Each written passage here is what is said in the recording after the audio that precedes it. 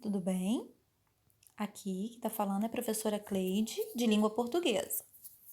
Vamos lá para a nossa aula de hoje?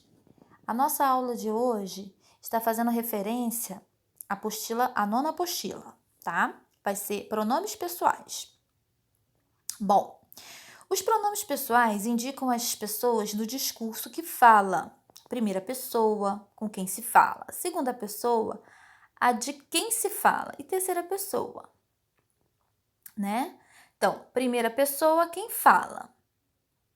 Segunda pessoa, com quem se fala. E terceira pessoa, de quem se fala. Eles variam de gênero e número e são classificados de acordo com uma função que exercem a sua tonicidade. Quanto à função, são divididos em pronomes pessoais do caso reto e pronomes pessoais do caso oblíquo. O pronome pessoal se divide em várias classificações, mas hoje vamos estudar apenas esses, os pessoais, né, do caso reto e os pessoais do caso oblíquo. Eles têm diferença entre eles. Vamos lá. Os pessoais do caso reto, eles são bem conhecidos. Eu, tu, ele, ela, nós, vós, eles e elas, né? Existe também os pessoais oblíquos, que são divididos nos átonos e nos tônicos, né?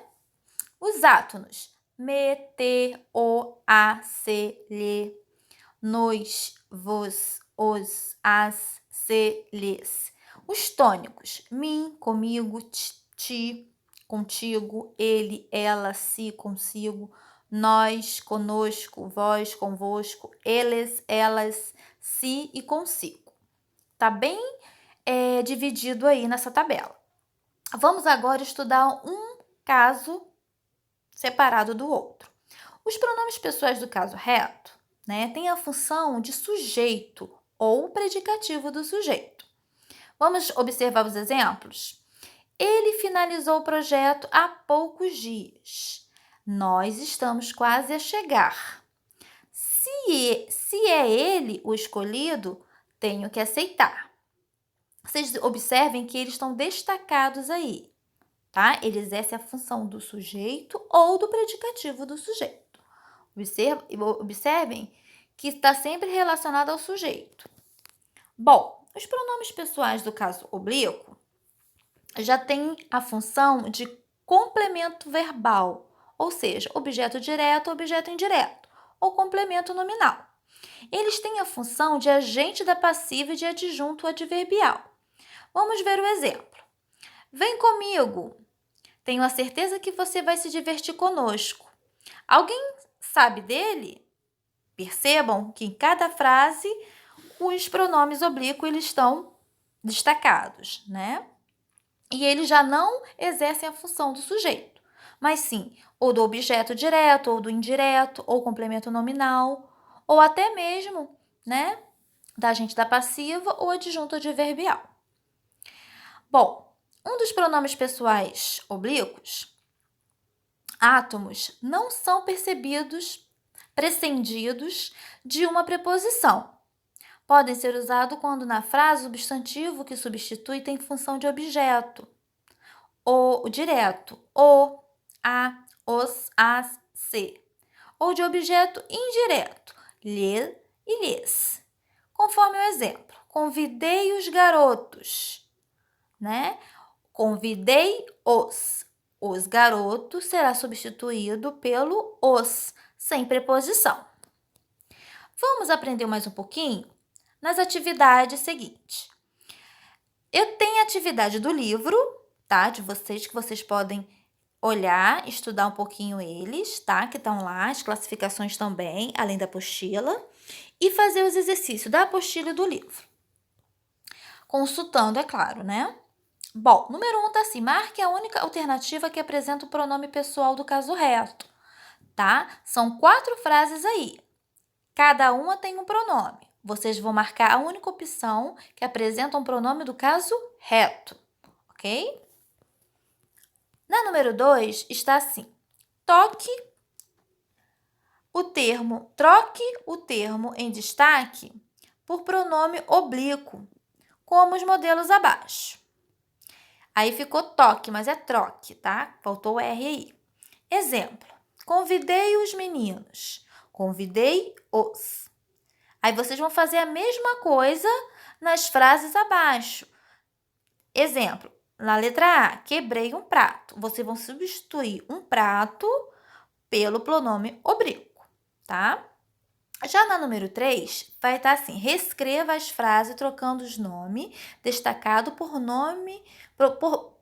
pronomes do caso reto. Como, por exemplo, A, o cacique era líder. Ou melhor, o cacique era o líder. Vocês vão substituir. Ele era o líder, né? A mesma coisa nas outras opções. Letra B, os pássaros voam, né? Os pássaros voam. Eles voam. Percebam que o pronome tem que concordar com o verbo. Se está no plural, o verbo está no plural. O pronome também vai para o plural, para concordar. Bom, na número 4, está assim. Leia o fragmento a seguir, extraído do romance O Amanuense Belmiro, de Ciro dos Anjos, para responder à questão proposta. Eu ia atento e presente em busca de um bonde e de uma jandira. Foi só ouvir uma sanfona, perdi o bonde, perdi o rumo, perdi Jandira. Fiquei rente do cego da sanfona, não sei se ouvindo suas valsas ou se ouvindo outras valsas, que elas foram acordar na minha escassa memória musical. Depois o cego mudou de esquina e continuei a pé o caminho, mas bem percebi que os passos me levavam não para o cotidiano, mas para tempos mortos, tá? Depois de vocês lerem, né, o texto, vocês irão responder a seguinte questão.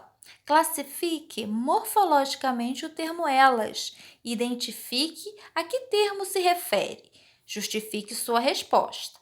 Vocês irão lá no texto, vão, né, ao termo elas e vão justificar, né, classificar e depois vão justificar por que dessa classificação, ok? Bom, na atividade 2 é referente ao livro didático. Estão as páginas aqui, tudo certinho. Agora, nós vamos para o segundo momento, pronomes de tratamento, né? Já vimos o pronome oblíquo, caso reto, agora nós vamos ao pronome de tratamento. A chamada segunda pessoa indireta se manifesta quando utilizamos pronomes que, apesar de indicarem nosso interlocutor, portanto, a segunda pessoa, utilizam o verbo na terceira pessoa. É o caso dos chamados pronomes de tratamento, que podem ser observados no quadro seguinte. Aqui tem os exemplos. Vossa Alteza, né, VA, príncipes, duques.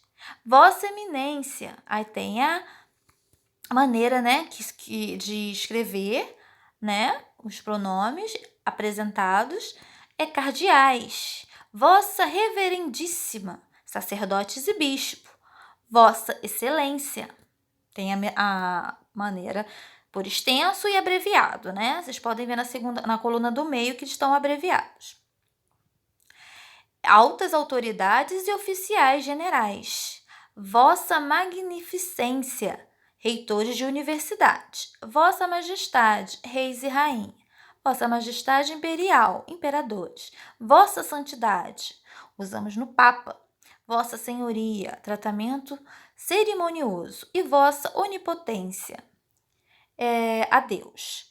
Percebam, né, que temos que tratar, né, as pessoas de acordo, né, com a sua autoridade ali, com essas abreviações ou escrever por extenso, ok? Vamos lá. Os pronomes de tratamento representam uma forma indireta de nos dirigirmos aos nossos interlocutores. Também são pronomes de tratamento o senhor, a senhora e você, ou vocês. O senhor e a senhora são empregados no tratamento cerimonioso. Você e vocês no tratamento familiar. Você e vocês são largamente empregados no português do Brasil. Em algumas regiões, a forma tu é de uso frequente, em outras é muito pouco empregada. Já na forma voz, tem um uso restrito à língua litúrgica, ultraformal ou literária. Observações. Letra A. Vossa Majestade versus Sua Majestade. Os pronomes de tratamento que possuem vossa são empregados em relação à pessoa com quem falamos. Exemplo: espero que Vossa Majestade, o Rei João, compareça a este encontro. Empregue-se sua quando se fala a respeito da pessoa. Por exemplo, todos os membros do reino afirmaram que Sua Majestade o Imperador agiu com propriedade. Já na letra B, terceira pessoa. Embora os pronomes de tratamento se dirijam à segunda pessoa, toda a concordância deve ser feita com a terceira pessoa. Assim, os verbos, os pronomes possessivos e os pronomes oblíquos empregados em relação a eles devem ficar na terceira pessoa. Tá, pessoal? Isso é regra. Tá? O tratamento se dirige à segunda pessoa, mas eles devem ser empregados na terceira pessoa.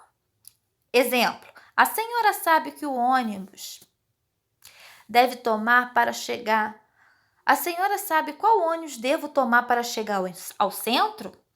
Percebam que senhora está em segunda pessoa. Sabe que é o verbo está na terceira pessoa.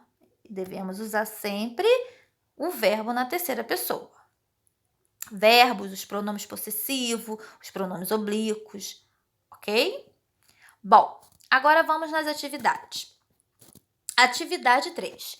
Relacione as colunas quanto ao uso de pronomes de tratamento. Vocês vão fazer essa relação. Usado para bispos e arcebispo, usado para o papa, para os oficiais, coronel, funcionários graduados, pessoas de cerimônia, para os príncipes, arquiduques, duques, usado para os reis, imperadores. Todos ali estão na tabela, vocês podem dar uma olhada, né? Para fazer essa questão. A número 6 está assim: os pronomes de tratamento são empregados corretamente em. Vocês vão marcar uma opção. Bom, na atividade 4, vocês vão fazer a atividade do livro, né, que são as páginas de 180 a 181. Bom, agora nós vamos passar para a próxima aula, tá? Por hoje, fiquem por aqui. Até a próxima aula, tá bom? Beijo.